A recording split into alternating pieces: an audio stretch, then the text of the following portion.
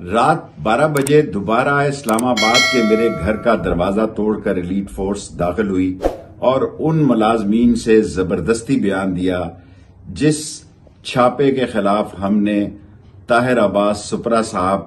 کی عدالت میں درخواست دائر کی ہے اور پولیس کو نوٹس ہوا ہے جس کی تاریخ 9 ہے، اور نہ صرف مارا گیا بلکہ ان کو مجبور کیا گیا کہ وہ پولیس کے حسب منشا بیان دیں، اور یہی صورتحال آج صبح 4 بجے لال حویلی میری والدہ کے گھر میں لال حویلی کے ملازمین کو سفید پوش لوگوں نے مارا پیٹا۔ اس ملک میں جنگل کا قانون بن گیا ہے، پولیس ذہنی اور اعصابی مریض ہو چکی ہے، گھروں میں توڑ پھوڑ کر رہی ہے، بے گناہ لوگوں کو اٹھا رہی ہے، اور سب سے زیادہ کرپشن پاکستان کی تاریخ میں پولیس تھانوں میں آج ہو رہی ہے، کیونکہ بے گناہ لوگوں کو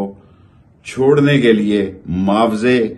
معاوضے کا معیار جو ہے، معاوضے کی مقدار بہت بڑھا دی گئی ہے۔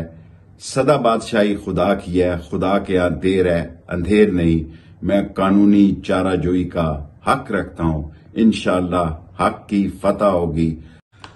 رات 12 بجے دوبارہ اسلام آباد کے میرے گھر کا دروازہ توڑ کر ایلیٹ فورس داخل ہوئی اور ان ملازمین سے زبردستی بیان دیا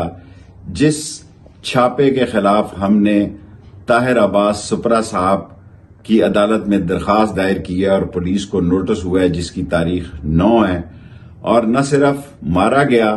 بلکہ ان کو مجبور کیا گیا کہ وہ پولیس کے حسب منشا بیان دیں، اور یہی صورتحال آج صبح 4 بجے لال حویلی میری والدہ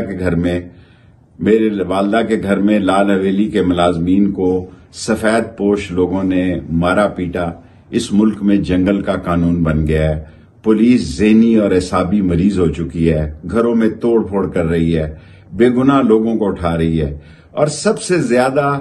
کرپشن پاکستان کی تاریخ میں پولیس تھانوں میں آج ہو رہی ہے، کیونکہ بے گناہ لوگوں کو چھوڑنے کے لیے معاوضے کا معیار جو ہے، معاوضے کی مقدار بہت بڑھا دی گئی ہے۔ سدا بادشاہی خدا کی ہے، خدا کے ہاں دیر ہے اندھیر نہیں۔ میں قانونی چارہ جوئی کا حق رکھتا ہوں، انشاءاللہ حق کی فتح ہوگی۔